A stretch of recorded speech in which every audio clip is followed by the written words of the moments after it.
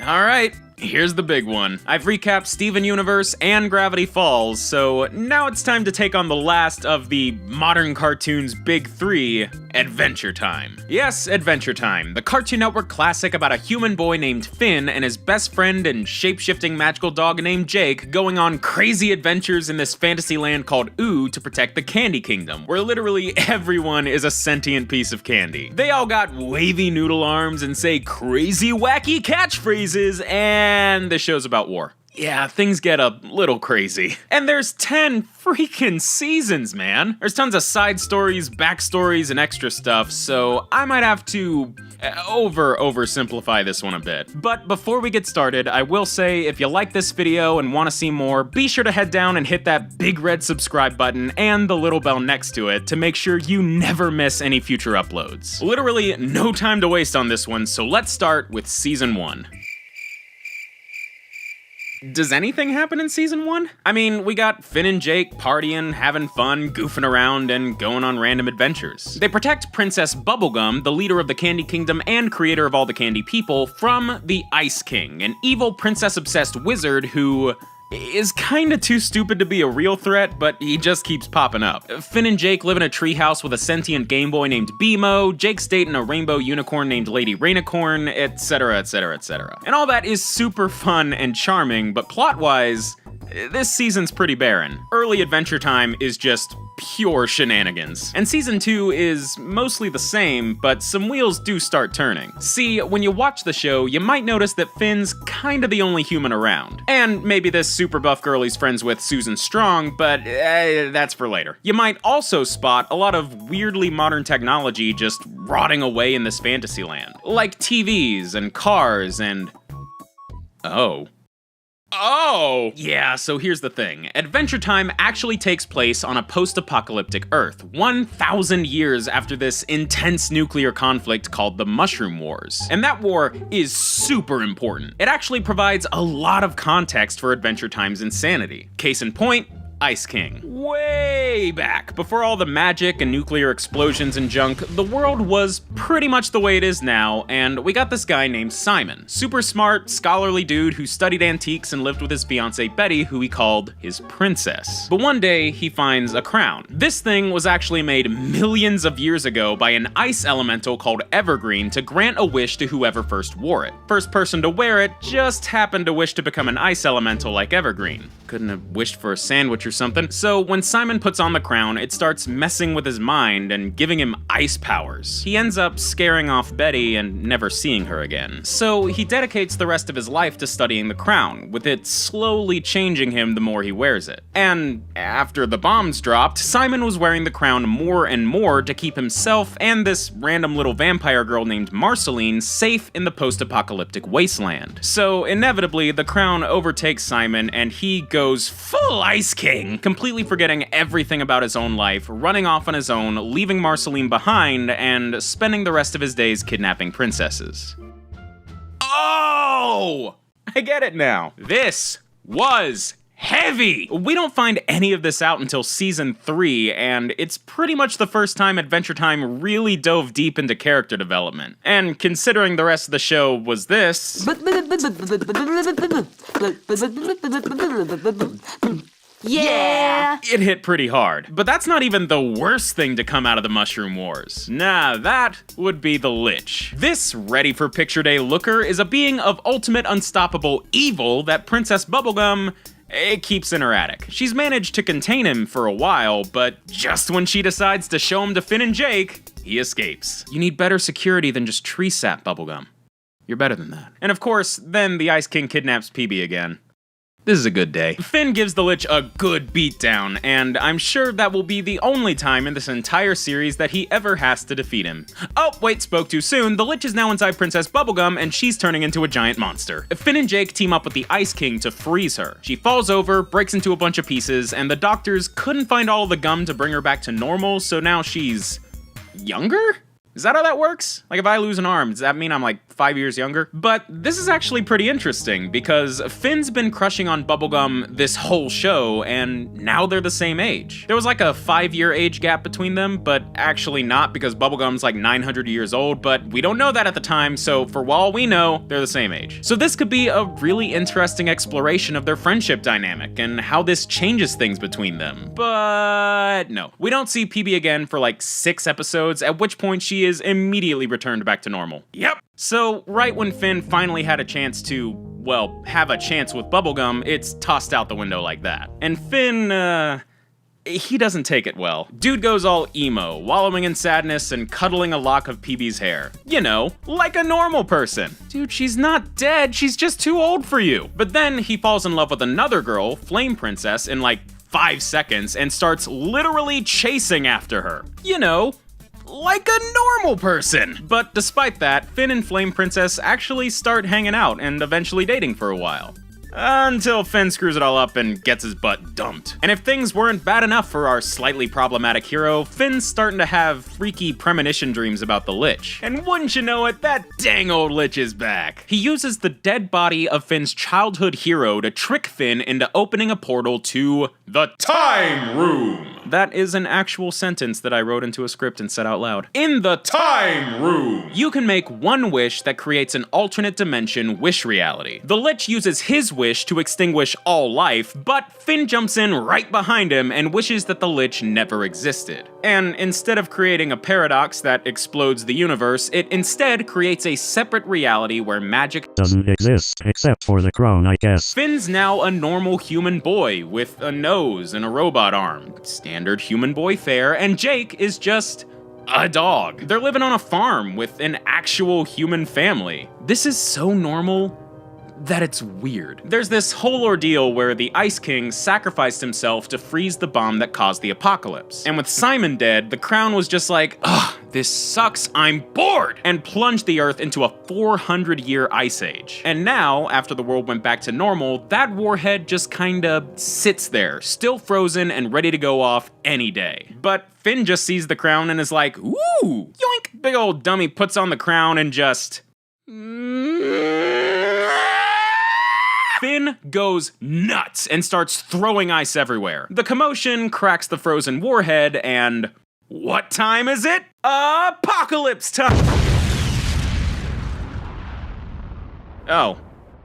Well, crap. Oh wait, there's Jake. You know, maybe this ain't all bad. Oh my god! Jake's got a Lich up in him! This looks like the end for Finn and Jake. But then we cut to our Jake still chilling in the time room, just watching it all go down. It's a good use of time, my friend. Oh, that's right, Jake can still make a wish to fix all this. He wishes to change the Lich's wish to, I wish for Finn and Jake to be back home safe in Oo. Huh. That was way easier than I thought it would be. But wait, does that whole farm world dimension still exist? What about the Lich? They didn't kill him or anything. He's still out there. What are they gonna do about it? Look, puppies! Jake and Lady Rainicorn had puppies! They grow up by the end of the first episode and don't really play into the plot after that, but puppies! Oh, and Finn broke his sword, now he's got a new one. A fancy one that's made out of grass, attached to his arm at all times, and is apparently cursed. I'm sure there's no reason to look into that anymore right now, so let's see what's going on with the Ice King. Wait, what? So, one day, Ice King got hit with a wave of some kinda anti-magic, reverting him back into Simon. And while he's come to his senses, he opens up a time portal so he can say goodbye to Betty. But Betty pulls a galaxy brain move and just jumps through the time portal. Yeah! Poop. Betty runs off to try and find a way to reverse whatever magic is keeping Ice King all Dumbo in the brain and bring back Simon. So in the meantime, jumping back to Finn, dude gets a massive drama bomb dropped on him when he finds out that his dad is still alive and in some giant space prison called the Citadel. Finn and Jake hop over there immediately, but because nothing is ever easy, the Lich goes too. He starts using goopy gray gunk to free all the prisoners, including this human guy named Martin. That's Finn's dad, and he's a total bum. The Lich starts closing in on Finn as Martin bails to try to escape. But Finn douses the Lich with this weird regeneration juice that turns the Lich into a giant baby? That's That's pretty weird. But no time for that right now. Finn's dad's about to get away. Finn tries to pull down the big rock Martin's escaping on, but he just isn't strong enough. But then his cursed grass sword randomly switches into maximum overdrive to try and help Finn, and... oh god! Finn's arm popped off! Aw, and it sprouted a cute little flower. But also, well, that could have gone better. Finn and Jake head back to Ooh, leave the giant harmless baby lich on some old couple's doorstep, and things go back to normal for a bit. Well, as normal as things can be when you've lost an arm. Don't worry. A bee voiced by Chloe from Life is Strange falls in love with Finn's weird arm flower, and somehow that makes it turn into a tree, explode, and then turn into a fresh new arm for Finn with a little thorn sticking out of the palm. I don't know how any of this works. Hey, wait, who's that over there? Oh, right, Betty! Forgot she was a thing. She's working with this guy named Magic Man now. Magic Man is a jerk. He turned Finn into a giant foot back in season 1, so you can tell he's pretty messed up. Also, he's apparently from Mars, so there's that. But when their experiment goes wrong, Betty winds up absorbing all of Magic Man's powers, as well as his jerkiness, making Betty crazy and magical, and making Magic Man just normal man. Dude just kinda dips back to Mars after that. Gee, that sucks. Hey, what's going on in the Ice Kingdom? Well, Ice King's just kinda chilling with his penguins, including his favorite, Gunther. Gunther. They say it a bunch of different ways in the show, and I don't know which one's the right one. Aw, look how cute he is. You would never even guess that he's actually an ancient cosmic entity called the Orgalorg, who was banished to Earth for attempting to take over the solar system by consuming the power of a comet that was barreling towards the planet.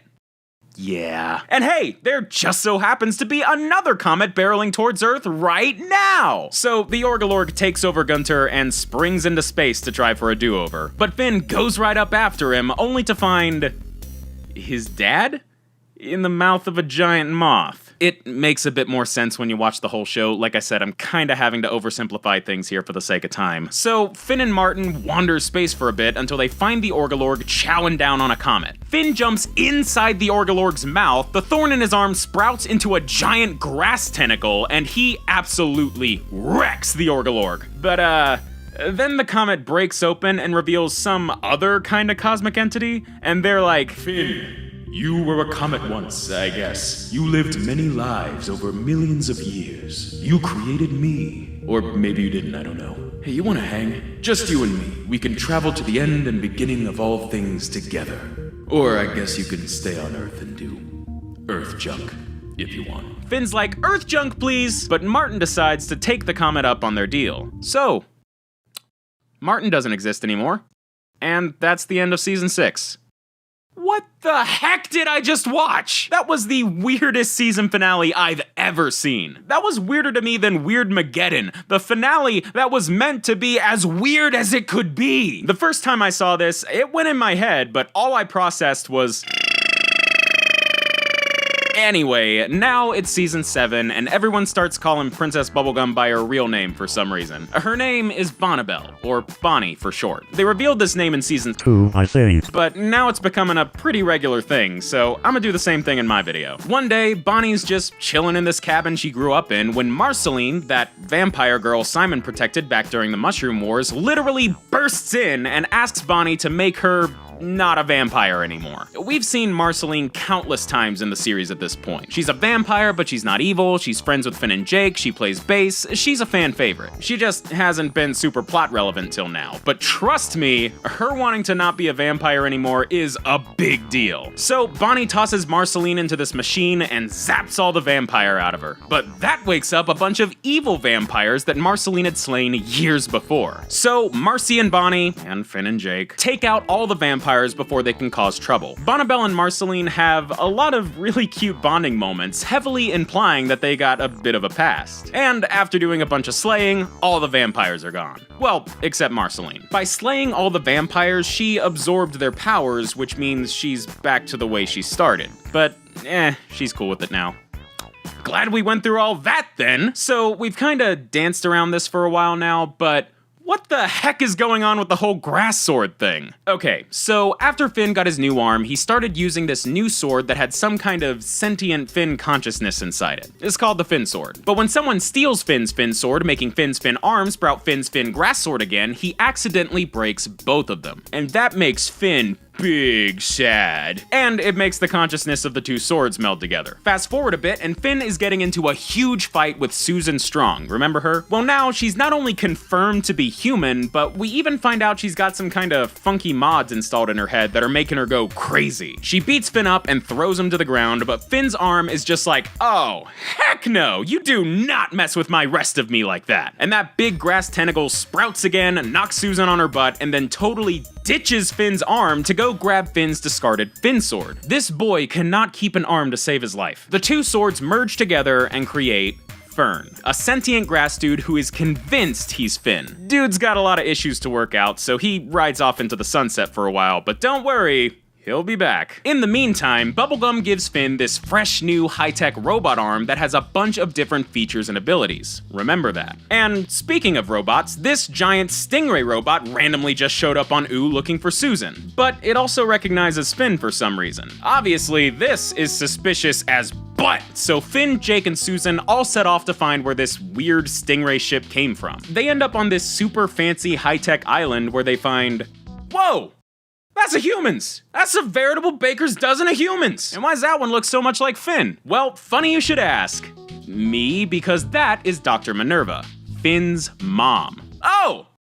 Okay! You're just gonna drop that one on us like that, alright. Minerva's lived on this island her whole life. This is where she fell in love with Martin and had Finn before a series of unfortunate events led to Martin running away from people trying to hurt him, leaving Finn on a raft in the middle of the ocean while trying to protect him, and Minerva being left on the island by herself with no idea what even happened. These days, the real Minerva's not really around anymore because she put herself in cryostasis and uploaded her consciousness to a ton of robot clones so she could help protect her people from a deadly virus that spread across the island, wiped out all their health workers, and couldn't be stopped by quarantining. Okay, this just crossed the line into official too real territory, and I am not okay with that. But yeah, now Finn's mom is a consciousness spread across a ton of robots to keep the humans safe. And now that her son's come back to her, she will not let him leave. But Finn's like, yo, that mess is dumb and stupid and wrong. Minerva's like, yeah, you're probably right. And then they leave. Oh, except Susan. This island's actually where she grew up, so she meets up with an old friend and they head off to have new adventures. Oh, and her real name's apparently Kara. We don't really see her again after that, so Finn and Jake say their goodbyes and head back to Ooh, randomly picking up this vial of nightmare juice from a dream demon on the way back. I know that's a little out of nowhere, but trust me,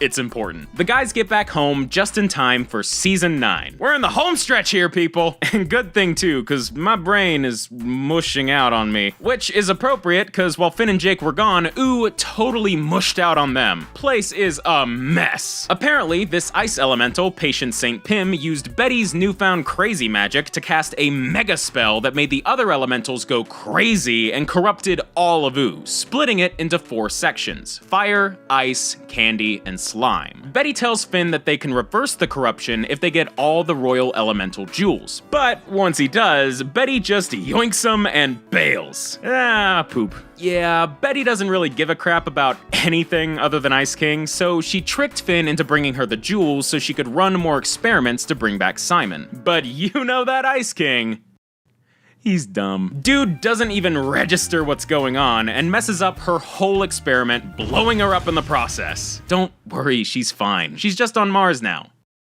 It makes sense. Ice King brings the jewels back to Finn, who's hanging out with Lumpy, Space Princess. Now, Lumpy's been a fan favorite recurring character since season 1, but she's never really been super plot relevant. Not until now! See, LSP here is actually immune to the corruption that's messing with Ooh and its people. So, with all the jewels in hand, Lumpy Space Princess suction cups herself to the ground and runs a full system reset, turning everything back to normal. Hooray! LSP served a purpose. But things in Ooh don't stay good for very long. Fern starts having a total existential crisis and goes a little bit crazy. Apparently, this magic grass dude randomly developed the power to cloak himself to look exactly like the real Finn. So he attacks real Finn and tries to kill him so he can take his place. You know, like a normal person! Finn obviously doesn't want to hurt him, but he accidentally activates one of his robot arm's special abilities that completely mulches Fern. So he's dead, and as you might expect, accidentally murdering someone who looks exactly like you is just a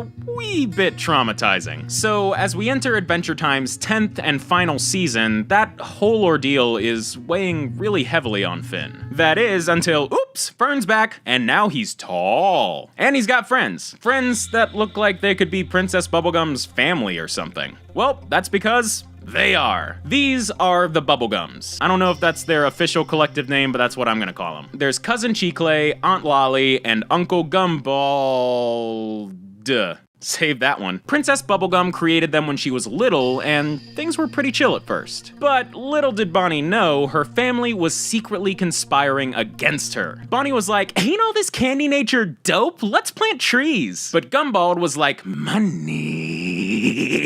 He wanted to build apartment buildings and sell merch and stuff, and wanted Bonnie to stop standing in his way. So he created this goop that would turn Bonnie into a big old dum-dum, and the whole family was in on it. That is, until Gumball tricks the other two into taking the dum-dum juice, and they got turned into...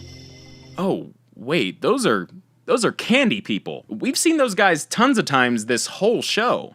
Oh, this just got way darker, dude. Luckily, Bonnie manages to use the dum-dum juice on Gumball and save herself. And that's pretty much how the Candy Kingdom got started. But here's the thing. When Lumpy Space Princess reset Ooh in Season 9, she also reset these candy people back to their original forms. The Bubblegums. And they want revenge. Okay, this is getting serious. Like, big serious. Bonnibel and Gumball are prepared to go to full-on war with each other. The troops meet on the battlefield and stuff's about to go down. But then Jake jumps in with the nightmare juice, how convenient that they just happened to get that right before a war, and everyone gets knocked out into a dream state where they work out their differences. Finn and Fern are cool now, and PB and Gumball decide to call a truce. Except he was actually gonna double-cross her anyway, so Aunt Lolly jumped in and dum-dummed him. That is a very perceptive piece of gum. Oh, and Fern's dying. Yeah, they killed the grass demon thing inside him during the dream, and that's made his body unstable somehow, and now he's withering away. I don't know, the show's weird. But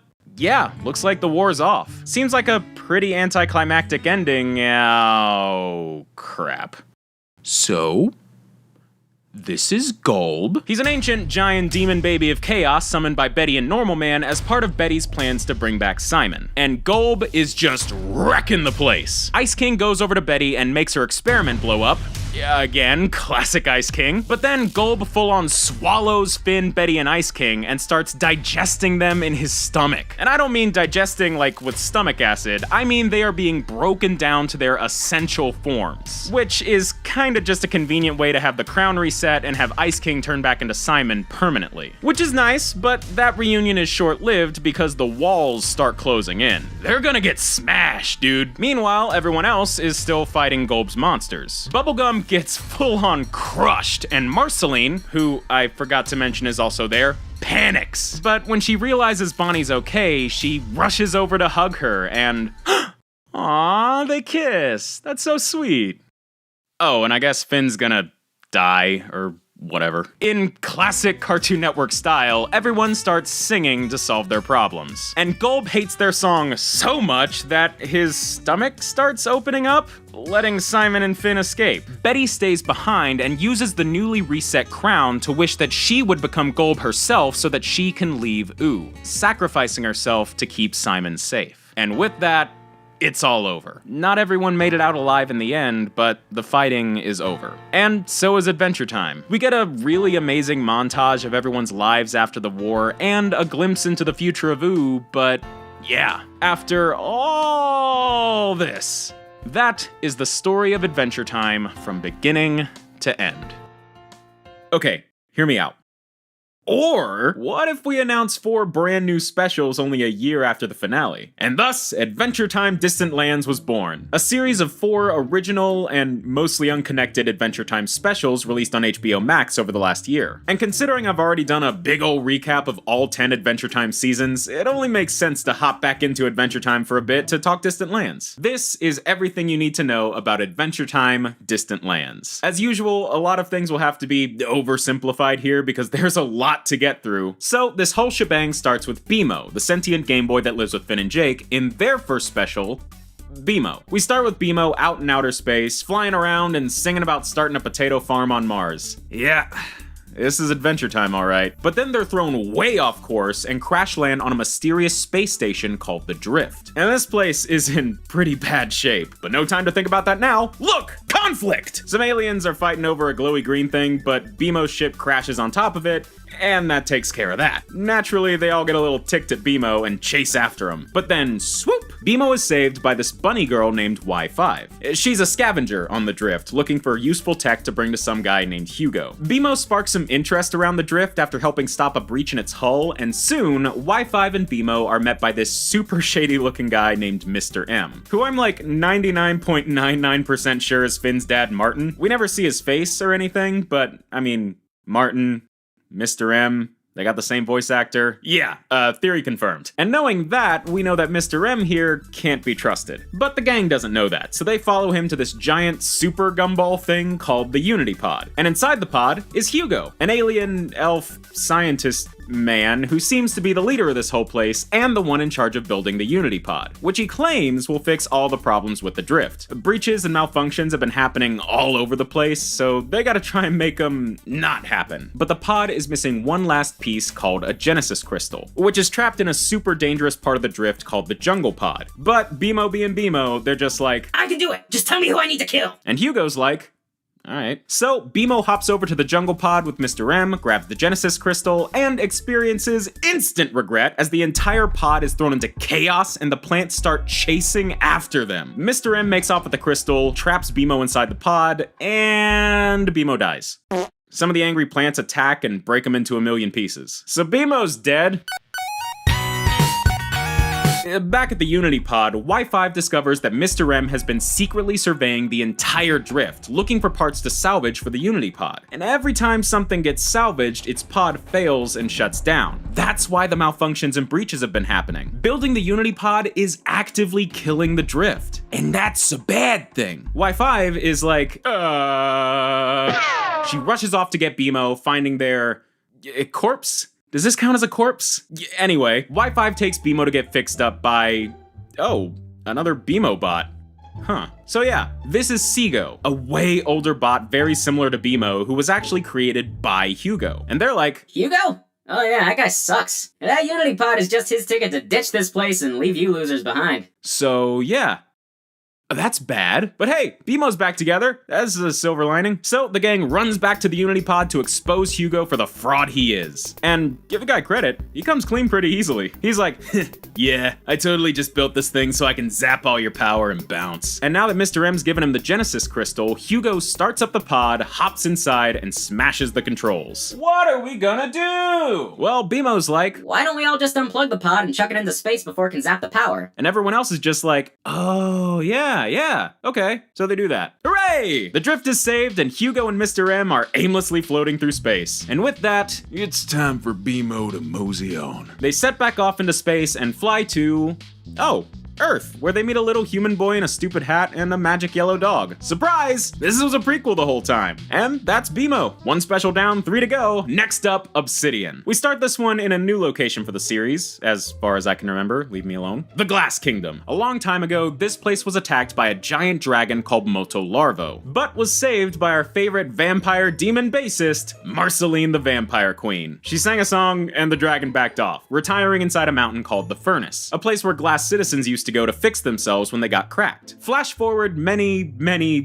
years later, and a young glass boy sneaks into the furnace to try and fix a crack in his head that everyone makes fun of him for. And naturally, stumbling into the resting place of the dragon that nearly wiped out your entire civilization is a bad idea. Glass Boy accidentally wakes up Moto Larvo, putting the entire Glass Kingdom in immediate, terrible danger. So to make up for dooming his people, Glass Boy sets off to find Marceline, who's been living a pretty chill, normal life with her girlfriend, Princess Bubblegum. Yeah, so I know the last special was a prequel, but we're off into sequel town now. Glass Boy makes it to Marceline's house and is like, help! But Marceline and Bubblegum are actually kinda hesitant to say yes. Glass Boy's just like, come on, Seriously? So it's off to the Glass Kingdom. Cut to the furnace where Marcy reprises her old song, and it's a diss track at Bubblegum. Yeah, so the song Marceline played all those years ago came from an argument between her and Bubblegum, and that became the day they first broke up way back when. So this is more than a little awkward, and worst of all,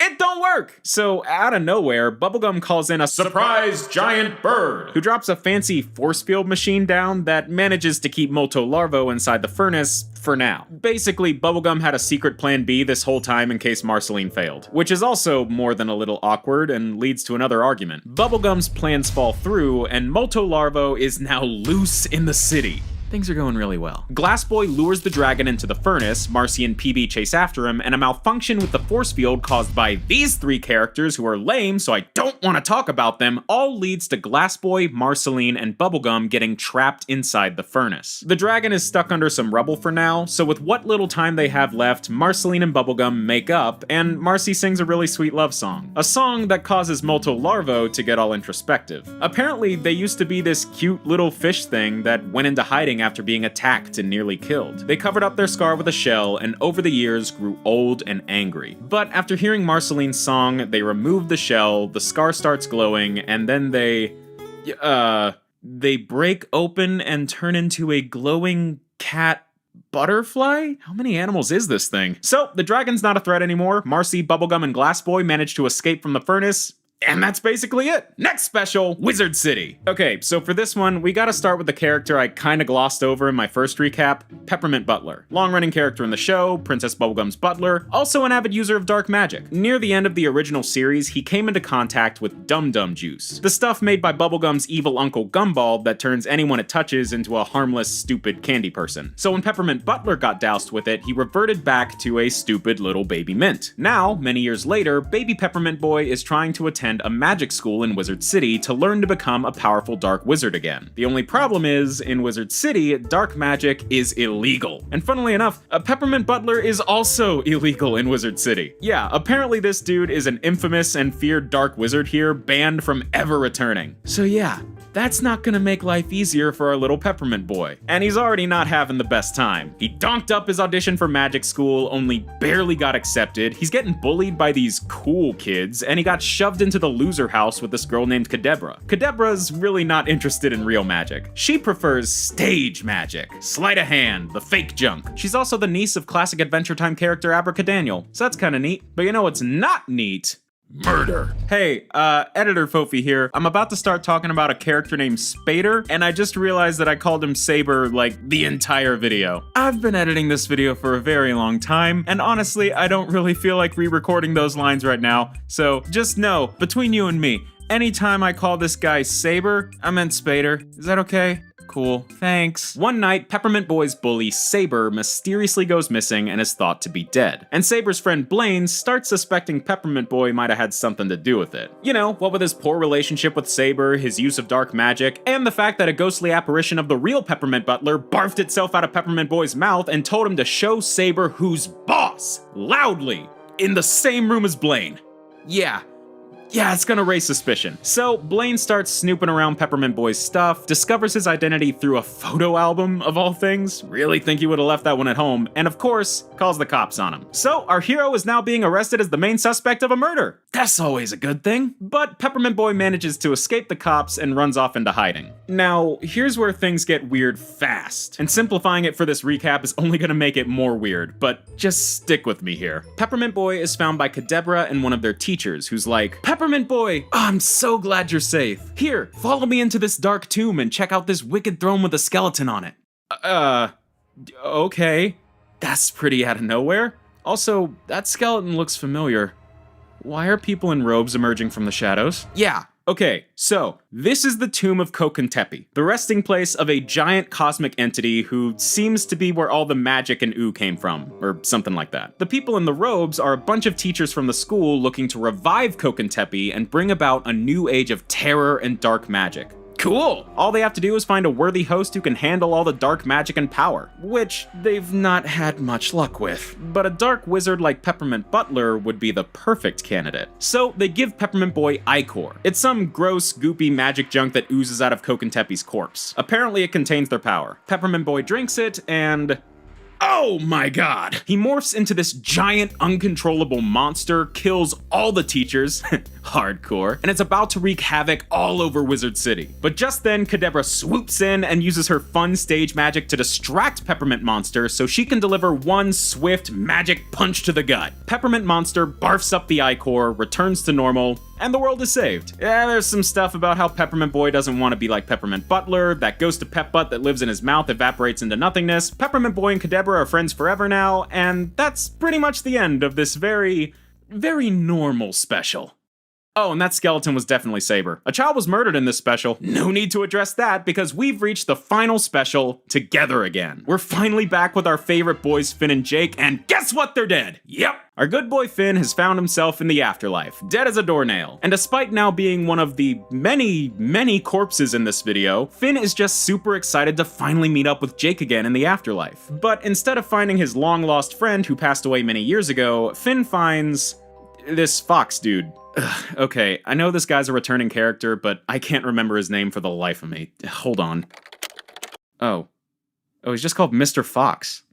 I could have guessed that. Finn's like, take me to my dog! And Mr. Fox is just like, yeah, you're gonna have to take that up with management. So Finn barges into this castle to meet with Death. But we've seen Death in Adventure Time before, and this ain't them. Yeah, this is New Death, the son of Old Death who accidentally inherited the job after killing his dad. Dude killed Death. By all accounts, that should have caused a paradox that consumed all of time and space, but nah. New Death's just kind of a jerk. He thinks all this afterlife junk is stupid and is just trying to destroy it all. So, yeah, I should probably explain. The place Finn's at right now is called the Dead Worlds, a form of afterlife with 50 different levels. Level 1 is Endless Misery, and level 50 is basically Nirvana. Souls can rest in their assigned Dead Worlds, or they can be reincarnated for another chance at life. And New Death wants to get rid of all of that. Legit, he wants the afterlife to just be the Endless Misery and nothing else. So, Finn's gotta stop him. Well, kinda. He mainly just wants to find Jake. So, he runs off and starts hopping from Dead World to Dead World looking for him. Apparently, that dude made it all the way to Dead World 50, so Finn's got a lot of searching to do. Meanwhile, New Death just keeps blowing up all the other Dead Worlds. But the only one he can't access is number 50. So when Finn eventually finds Jake and he descends from Nirvana, New Death just hops in and takes his opportunity to blow the place up, sending every single soul down to Dead World 1, the one that sucks a lot. And I mean, even for Finn and Jake, trying to take on Death himself is kind of a big ask. So things are looking pretty hopeless. That is, until Jake suggests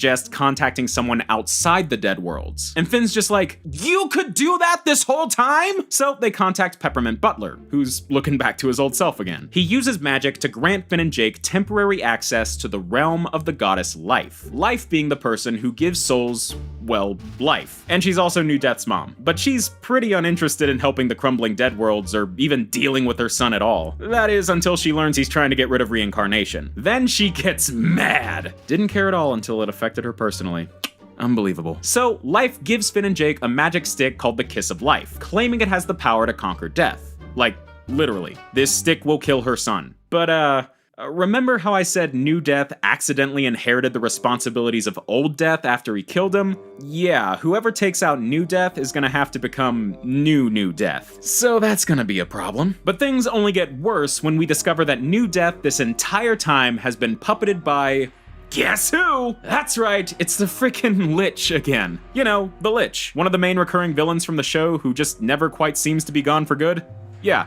Him. Even in death, Finn and Jake cannot escape this guy. So now it's a final face-off between Finn and Jake and the Death Lich. Holy crap, that's a cool name. But Finn and Jake know that whichever one of them takes him out has to become the new Death. And they start fighting each other over who's gonna sacrifice themselves. But then Mr. Fox randomly walks in, sees them arguing over the Kiss of Life, and just yoinks it from them. The Death Lich attacks, Mr. Fox uses the stick, bada bing, bada boom, Mr. Fox is the new Death. And just for good measure, Jake flings what's left of the Lich out into the never-ending void. So, things in the Dead World can go back to normal now, and all that's left is for Finn and Jake to settle down into their Dead Worlds. But Finn decides he'd rather take another shot at life. He spent so much time just waiting to be with Jake again, so he wants to be reincarnated and live a new life. One where he can be more in the moment instead of just waiting to die, I guess. But Jake's like, I'm just gonna come with you. They hop back into the world of the living, ready to be reincarnated, and with that, we reach the end of Finn and Jake's story. for real this time. And with it, the true final ending of Adventure Time. Oh, come on, there's a spin-off now?